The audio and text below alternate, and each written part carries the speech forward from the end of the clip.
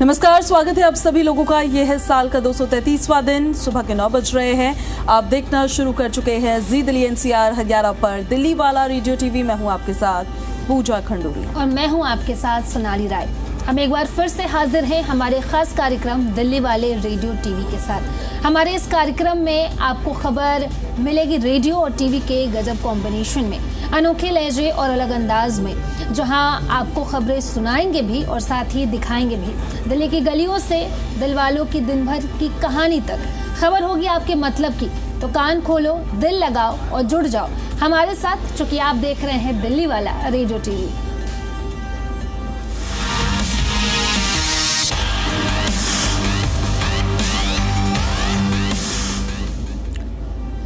चलिए तो सोनाली, इस कार्यक्रम की शुरुआत करते हैं हम उसी सबसे हॉट खबर के साथ। आजकल जो चर्चाओं का विषय बनी हुई है, सुप्रीम कोर्ट का फैसला आ चुका है। स्ट्रीट डॉग्स की पैरोकारी करने वाले खुश हो गए हैं क्योंकि उनके हक में फैसला आया है।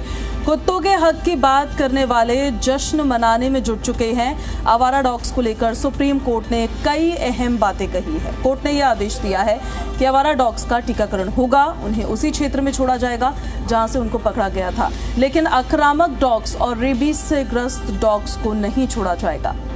अदालत ने कहा है कि पिछले आदेश के बाद जिन कुत्तों को पकड़ा गया उन्हें छोड़ दिया जाए। ध्यान ये भी रखना है कि उन कुत्तों को उन इलाकों में छोड़ा जाएगा जहां से उन्हें पकड़ा गया है। तो पूजा, मुझे लगता है कि कहीं ना कहीं ये बहुत अच्छी चीज़ है, जहां से उनको पकड़ा गया वहीं उन्हें छोड़ा जाएगा। अब देखिए, खुद ही अमेंडमेंट की है, संशोधन किया अपने फैसले में सुप्रीम कोर्ट ने, तो सभी पक्षों को सुन के उन्होंने ये फैसला लिया होगा सोनाली। हालांकि एक बेहतरीन चीज़ इस फैसले में ज़रूर नज़र आई कि जो एनिमल लवर्स है वो तो खुश है ही इससे, लेकिन सुप्रीम कोर्ट ने ये साफ किया है कि आपको उनका टीकाकरण करना होगा, वैक्सीनेशन करनी होगी और उनकी नसबंदी करनी होगी अगर उसकी ज़रूरत है। स्टरलाइजेशन की भी बात कही गई है और उसके बाद ही उनको वापस छोड़ा जाए। दूसरी बात उन्होंने ये कही है कि आपको उन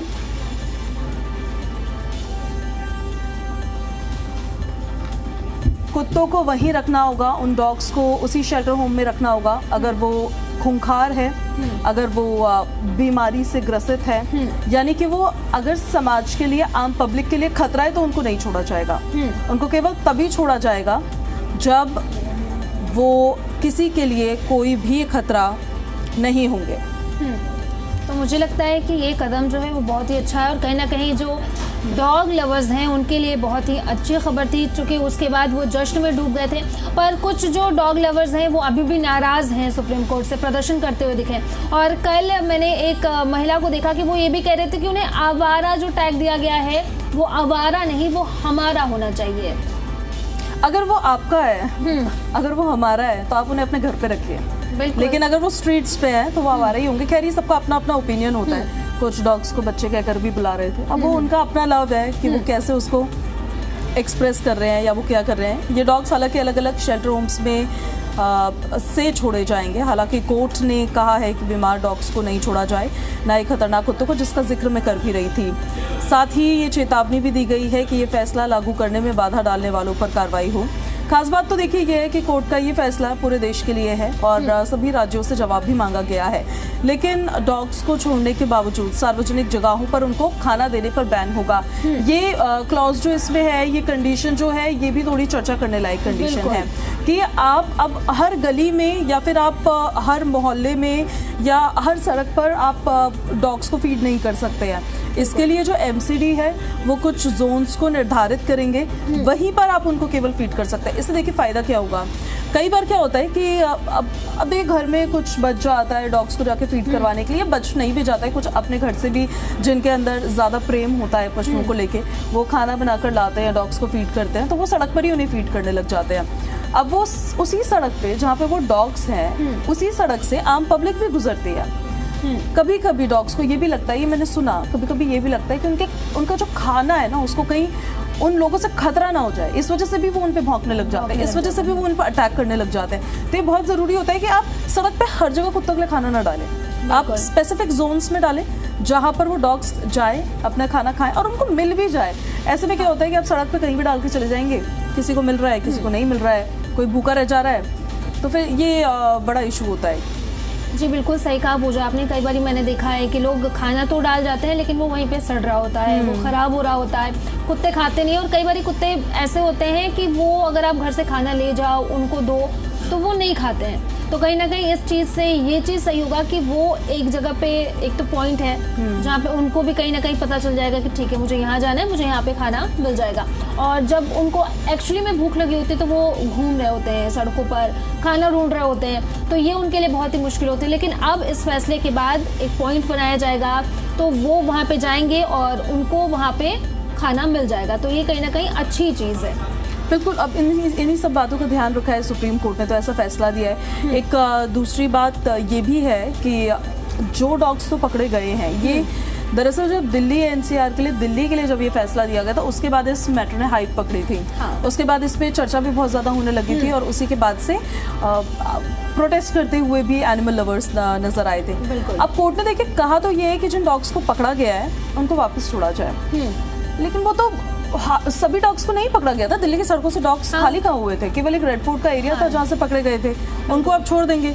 लेकिन जो बाकी के डॉग्स अभी भी स्ट्रीट्स पर है उनके स्टरलाइजेशन के लिए या फिर उनके वैक्सीनेशन के लिए आप प्रशासन किस तरह से निर्देशित कर रहे हैं?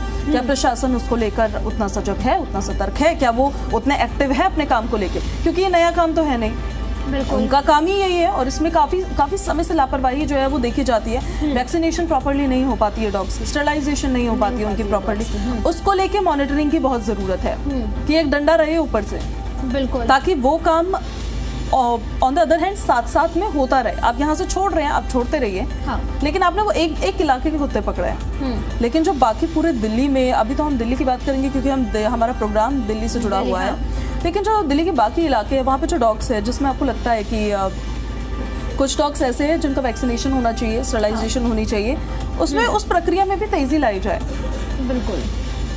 बिल्कुल सही कहा आपने पूजा। फैसले तो आ जाते हैं लेकिन उस पर अमल कम देखने को मिलता है। पहले भी कई ऐसे फैसले आ चुके हैं लेकिन उस पर अमल नहीं देखने को मिला है और जिसकी वजह से अब ये फैसला लिया गया है। अब ये देखना होगा कि इस फैसले पे कितना अमल किया जाता है या फिर नहीं किया जाता है। और रही बात डॉग्स की, तो जो डॉग लवर्स हैं उनके लिए तो ये बहुत ही अच्छी खबर थी। उसके बाद वो काफ़ी खुश नज़र आए और उन्होंने कहा कि चलो हमारा बच्चा जो है अब वो सुरक्षित है, क्योंकि डॉग्स को लोग बहुत ही प्यार देते हैं जो एनिमल लवर्स हैं।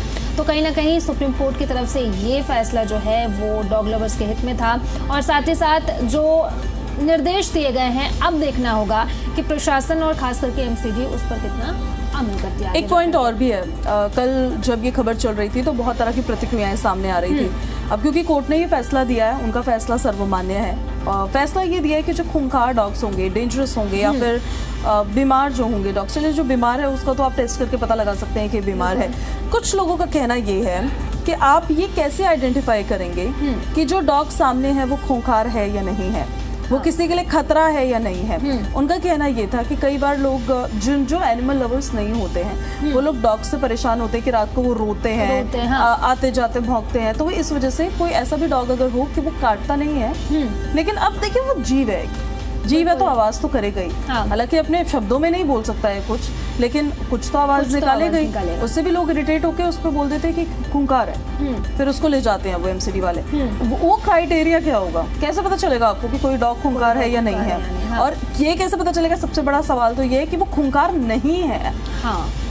बिल्कुल सही कहा आपने, क्योंकि बहुत सारे डॉग्स ऐसे होते हैं जो गाड़ियों के पीछे भागने लगते हैं, तो उनको क्या आप किस कैटेगरी में रखते हैं? या बहुत सारे डॉग जो पहले से अटैक करते रहते हैं, बच्चों पे करते हैं, लोगों पे करते हैं, तो शायद उनको लिस्ट में रखा जाए। लेकिन उनका क्या जो गाड़ियों के पीछे भागते हैं या फिर कोई अगर निकलता है बाजू से भौं करते हैं, तो ये देखने वाली बात होगी पूजा। अब ये भी देखना होगा कि प्रशासन की तरफ से, स्पेशली एमसीडी की तरफ से कैसे इनको आइडेंटिफाई किया जाता है, कैसे जो डॉग लव है उसको बरकरार रखते हुए, एनिमल लव को बरकरार रखते हुए जो लोग परेशान होते हैं इन डॉग से उनको भी कंसीडर किया जाता है, उनको भी ध्यान में रखा जाता है। तो इसको लेकर हम और भी बात करते हैं, लेकिन फिलहाल हम आगे बढ़ेंगे अभी और अपने दर्शकों को एक और खबर बताते हैं। दिल्ली देश की राजधानी है, आप सब जानते हैं।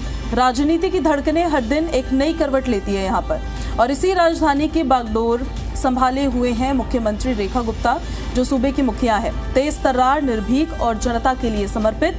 लेकिन हाल ही में एक चौंकाने वाली घटना ने न सिर्फ दिल्ली बल्कि पूरे देश को हिला दिया। बिल्कुल बुधवार सुबह सीएम आवास पर जनसुनवाई के दौरान उन पर हमला हो गया और जिसके बाद उन्हें हॉस्पिटल ले जाया गया। हालांकि अब सीएम रेखा गुप्ता जो हैं वो सुरक्षित हैं, लेकिन उनकी सुरक्षा भी बढ़ा दी गई है।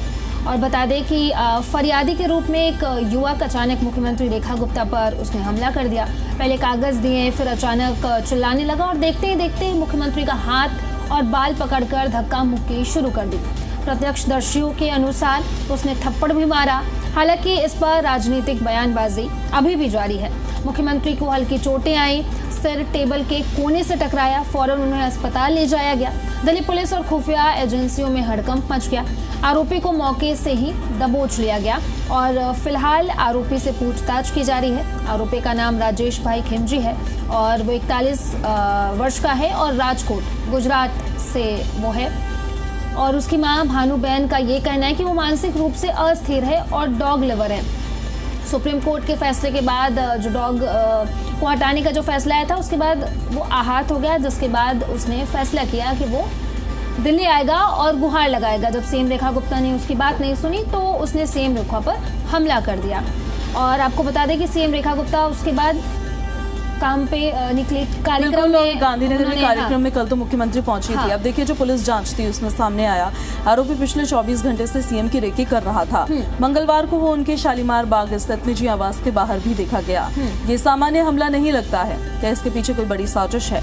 ये सवाल खड़े होते हैं। पुलिस अब इसकी तह तक जाने में जुटी हुई है। हमले के बाद पहली बार मुख्यमंत्री सार्वजनिक कार्यक्रम में पहुंची और दो टूक शब्दों में उन्होंने जनता को आश्वस्त किया और कहा उन्होंने कि आपकी मुख्यमंत्री न डरेंगी, न थकेंगी, न हारेंगी। उन्होंने कहा कि मैं आपके साथ विकास और संघर्ष की हर लड़ाई को लड़ती रहूंगी। सवाल उठते हैं कि क्या मुख्यमंत्री की सुरक्षा में चूक हुई? क्या दिल्ली जैसे संवेदनशील शहर में किसी भी नागरिक को मुख्यमंत्री के इतना करीब पहुंचने की इजाजत होनी चाहिए? दिल्ली पुलिस के संयुक्त आयुक्त और उपायुक्त खुद घटना स्थल पर पहुंचे हैं। आरोपी के खिलाफ हत्या के प्रयास का मुकदमा दर्ज किया गया है। साथ ही मुख्यमंत्री आवास की सुरक्षा को और सख्त कर दिया गया है। जी बिल्कुल पूजा। और कल भी देखने को मिला जब वो गांधी मार्केट के कार्यक्रम में पहुंचे तो वहां पर भी किसी शख्स ने हंगामा कर दिया और बाद में पता चला कि वो बीजेपी कार्यकर्ता है। हालांकि उसको बाद में वहां से बाहर निकाल दिया गया, लेकिन पहले उनके घर में जनसुनवाई के दौरान उन पर हमला किया जाता है। उसके बाद जब हमले के बाद पहली बार वो कार्यक्रम में पहुंचती है तो शख्स हंगामा करता है और साथ ही साथ मुर्दाबाद के नारे भी लगाता है। तो कहीं ना कहीं ये सवाल उठता है कि क्या सीएम रेखा गुप्ता की सुरक्षा में चूक है? उनकी सुरक्षा को भी बढ़ाई गई, उनके घर के बाहर सीसीटीवी कैमरे भी लगाए गए, लेकिन उसके बावजूद भी उनके कार्यक्रम में ऐसी चीजें हो रही हैं। क्या कहेंगे इस पर? अब देखिए इस पूरे मामले की निगरानी पर तो अभी तो फिलहाल खुफिया एजेंसियां जो है वो इसकी निगरानी कर रही हैं। रेखा गुप्ता दिल्ली की पहली महिला मुख्यमंत्री नहीं है, लेकिन उनका अंदाज सबसे अलग है। हर बुधवार को जनसुनवाई करना, जनता से सीधा संवाद करना और बिना किसी सुरक्षा घेरे के लोगों से मिलना, यही उनकी पहचान है। यही उनको जनता के करीब लाता है और शायद यही उन्हें निशाना भी बनाता है। राजनीति का रास्ता आसान नहीं होता, लेकिन जो जनता के लिए जीते हैं उनके लिए डर कोई विकल्प नहीं होता। रेखा गुप्ता आज सिर्फ एक मुख्यमंत्री नहीं बल्कि साहस, सेवा और संघर्ष का नाम भी बन चुकी है। अब मुख्यमंत्री पर जो ये हमला हुआ है, इस हमले का असर क्या होगा? क्योंकि देखिए कुछ भी होता है, दिल्ली है, राजधानी है, यहाँ की राजनीति हमेशा वैसे भी अपने चरम पर रहती है और मुख्यमंत्री के ऊपर हमला होना कोई छोटी बात नहीं होती है सोनाली। मुख्यमंत्री पर अगर हमला हो रहा है तो इसके दो कारण हो सकते हैं। पहला तो ये कि या तो ये किसी ने साजिश की, क्योंकि अब देखिए पूरे प्लानिंग के तहत वो शख्स आया, वो अपने साथ डॉक्यूमेंट लेकर आया, वो एक शिकायतकर्ता बनकर आया और उसके बाद वो सीएम आवास के अंदर घुसा है। वो सीएम आवास है, वो किसी आम नागरिक का घर नहीं है जहाँ पे कोई भी आम नागरिक के घर पे भी कोई भी ऐसे नहीं घुस सकता है। और उसने रेकी भी की। वो मुख्यमंत्री के आवास में घुसा, उसने अपनी बारी का इंतजार किया। जब मुख्यमंत्री उसके पास आए उससे बात करने के लिए, उससे शिकायत सुनने के लिए, तब उसने इस घटना को अंजाम दिया। तो एक तो चीज ये है कि पूरे प्लानिंग के तहत उसने ये किया। हालांकि अब डॉग लवर होने का एंगल अब क्या केवल कवर स्टोरी है या फिर सच में ये कोई रीजन हो सकता है, ये जांच का विषय है, इसको लेकर जांच चल रही है। या दूसरी बात देखिए ये हो सकती है कि एक तो उसमें साजिश की, दूसरी बात है सुरक्षा में बहुत बड़ी चूक हुई है। एक सिक्योरिटी लैप्स हुआ है, लेकिन वो मुख्यमंत्री की सुरक्षा है, वो किसी आम नेता की सुरक्षा नहीं है। उसमें सिक्योरिटी लैप्स क्यों हो रहा है? क्या इसके पीछे रीजन है? ये जो जेड प्लस की सिक्योरिटी अब उन्हें दी गई है, ये पहले क्यों नहीं दी गई थी? और तीसरी चीज सबसे बड़ी ये कि अब इसका असर क्या होगा? जब कोई भी नेता जनता के साथ संवाद करता है, उनसे बात करता है, तो एक ब्रिज बनता है कनेक्शन का उन दोनों लोगों के बीच में। भरोसे का ब्रिज उसे कहा जाता है, जो वो आम नागरिक है वो अपने नेता पर करता है। लेकिन इस तरह की घटनाएं अगर होंगी तो उससे उस ब्रिज में दरारें आएंगी। कहीं ना कहीं जो नेता है, सिर्फ मुख्यमंत्री ने, वो तो कह रही है मैं नहीं डरती, मेरा मनोबल कम नहीं होता, लेकिन और भी नेता ये चीज सोच सकते हैं कि वो जब जनता के ज्यादा करीब ना जाए, उनसे ज्यादा जुड़ा, वो एक डिस्टेंस मेंटेन हो जाए, वो एक बैरियर आ जाता है जो कहीं ना कहीं जनता के लिए काफी ज्यादा नुकसानदायक होता है। और चलिए अब आगे बढ़ते हैं, अगली खबर सोनाली अब दर्शकों को बताते हैं। भारत के प्रमुख रेलवे स्टेशनों पर एक आम नज़ारा, लंबी लाइनें, परेशान यात्री और टिकट के लिए जद्दोजहद देखने को मिलती है। नई दिल्ली हो, मुंबई हो या हावड़ा, अनारक्षित टिकट काउंटरों पर रोजाना भीड़ लगती है, कतार लगती है लोगों की। रेलवे ने भीड़ कम करने के लिए ऑटोमेटिक टिकट वेंडिंग मशीन यानी कि ATVM लगाए, परंतु समस्या जो कि त्यों बनी रही। अब इस समस्या का समाधान लेकर आया है और साथ ही साथ अब MUTS सहायक लगाया जाएगा। ये कोई आम कर्मचारी नहीं बल्कि चलते फिरते टिकट काउंटर है। हाथों में होगी एक मोबाइल नुमा मशीन जिसमें होगा एक छोटा प्रिंटर। और इनकी सबसे बड़ी खासियत की बात करें तो ये है कि कोई लाइन नहीं है, कोई इंतज़ार नहीं करना होगा। आपसे पूछा जाएगा कि आपको कहाँ जाना है और कुछ ही सेकंड में पूजा आपके हाथ में आपकी टिकट हो रहेगी और मिल जाएगी। तो ना काउंटर पर लंबी लाइन में आपको लगना होगा, न मशीन की तकनीकी दिक्कतों का सामना करना होगा, सब कुछ मौके पर तुरंत हो जाएगा। इस तकनीक की शुरुआत प्रयागराज के महाकुंभ मेले में हुई थी, जहाँ पर ट्रेन के अंदर TT के पास ये मशीन दी गई थी और आज यही तकनीक रेलवे स्टेशन पर भी लगाई जा रही है।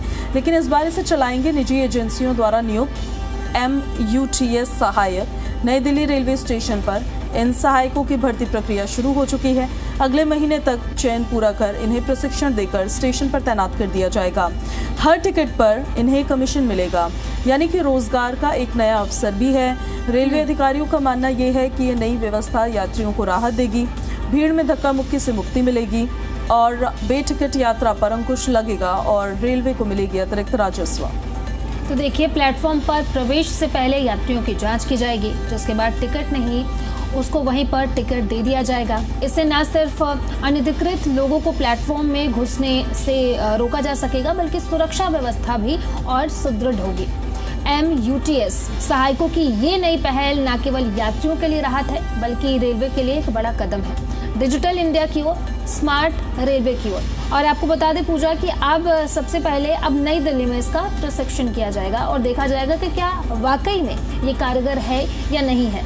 यानी कि सिर्फ नई दिल्ली नहीं, जो आसपास के रेलवे स्टेशन है वहाँ पर इसकी जो है हेल्प की जाएगी और देखा जाएगा कि क्या वाकई में ये यूज़फुल है लोगों के लिए और क्या इससे वाकई में भीड़ जो रेलवे स्टेशन पर प्लेटफॉर्म पे आपको और खास करके वो जो टिकट जहाँ पे लेते हैं वहाँ पे आपको देखने को मिलती है, तो उससे लोगों को छुटकारा यहाँ पे। आम शब्दों में अगर समझे तो कोई व्यक्ति है जिसके हाथ में एक मशीन है और वो रेलवे स्टेशन पर वो प्लेटफॉर्म पे खड़ा है या फिर वो स्टेशन प्लेटफॉर्म से दूर खड़ा है? प्लेटफॉर्म से दूर, जैसे हम एंटर करते हैं और वहीं पे आपको तो ऐसे कई सारे व्यक्ति आपको मिलेंगे और आपसे पूछा जाएगा कि आपके पास टिकट है या नहीं है, कहाँ जाना चाहते हैं। अगर आपके पास नहीं है इन अ केस तो आपको पूछा जाएगा कहाँ आप जाना चाहते हैं और उसके कुछ सेकंड बाद आपको टिकट। तो फिर ऐसा नहीं होगा सोनाली की जो लाइनें फिर वहाँ लगती थी प्लेटफॉर्म टिकट लेने के लिए काउंटर्स के पास, अब वो लाइनें यहाँ लगने लगेंगी?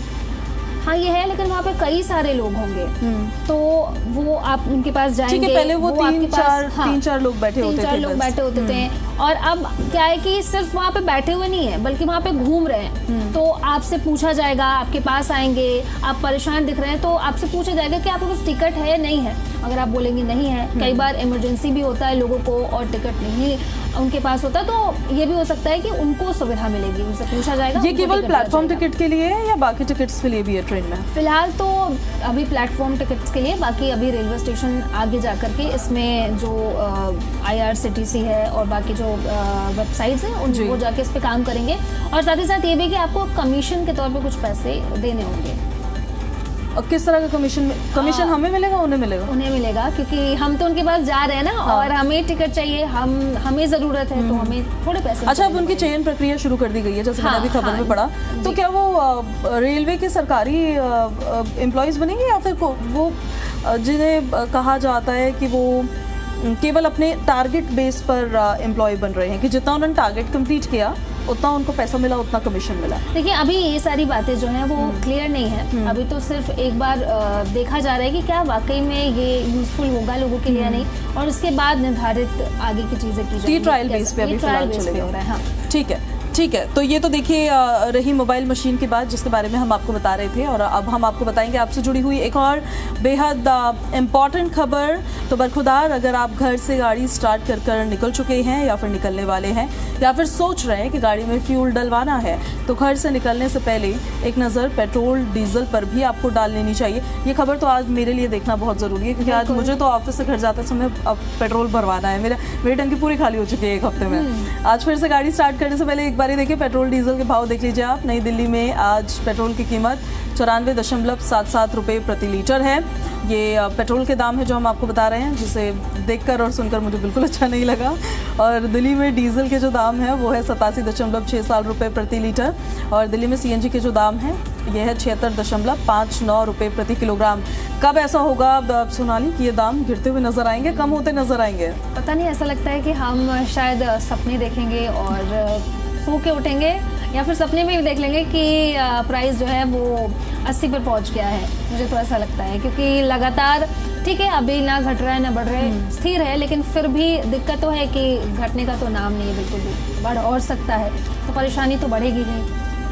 बिल्कुल परेशानी तो मैं तो सोच रही हूँ मेरी कितनी परेशानी आज बढ़ने वाली है बहुत। आप मुझे लगता है कि आप एक बार भरवाने जाएंगे आपके 4-5 हज़ार रुपए इतने लग जाते हैं, ऑलमोस्ट इतने लग जाते हैं उसमें। और उसके बाद सबसे ज़्यादा बुरा ये लगता है कि वो चलता भी नहीं है ज़्यादा दिन, हफ्ते भर में सारा पेट्रोल खत्म हो जाता है। हालांकि इस मामले में जो सीएनजी यूज़ करते हैं, जिनके कार या गाड़ियों में सीएनजी है, वो बड़ा उनके लिए किफ़ायती रहता है। दाम में हालांकि बहुत ज़्यादा डिफरेंस नहीं, 10-12 रुपये का डिफरेंस नहीं है, लेकिन एवरेज अच्छा देती है सीएनजी, आपको माइलेज बढ़िया देती है। जहाँ मेरा 1 हफ्ते पेट्रोल चल रहा है उतने का, वहाँ उनका 2 हफ्ते 2.5 हफ्ते चल जाता है। तो चलिए, अगर अगली बार आप कार लेने की सोच रही हैं तो आप सीएनजी वाला ही लें।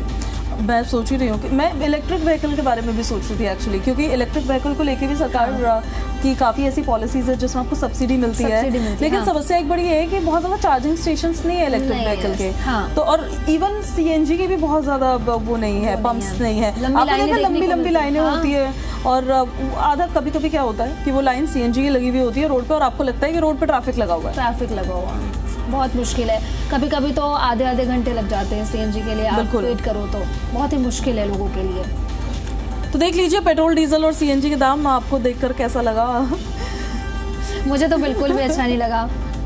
चले कोई नहीं, अब पेट्रोल डीजल से आगे बढ़ेंगे हम और सोने चांदी की बात करते हैं। सोने चांदी की कीमतों में भी लगातार बदलाव हो रहा है, कभी ऊपर तो कभी नीचे हो रही है। लगातार कई दिनों से गिरावट के बाद कीमतों में फिर से बढ़ोतरी देखने को मिल रही है, और अभी तो थोड़ी सी कम हुई है। 24 कैरेट के सोने की कीमत जो है वो भी 99,358 रुपये प्रति 10 ग्राम हो गई है, जबकि चांदी की कीमत 1,13,931 रुपये प्रति किलो हो गई है। चांदी तो मुझे लग रहा है कि वो जम के बैठ गया है बस, कि वो लाख से नीचे आने वाला नहीं है। और सोना जो 1 लाख पार था वो फिलहाल थोड़ा सा कम हो गया है, जो 99,000 पे पहुंच गए। हालांकि 1,000 का डिफरेंस, 1,000 भी नहीं, 700 रुपये का डिफरेंस है बस, कि इतना ही कम हुआ है लगातार।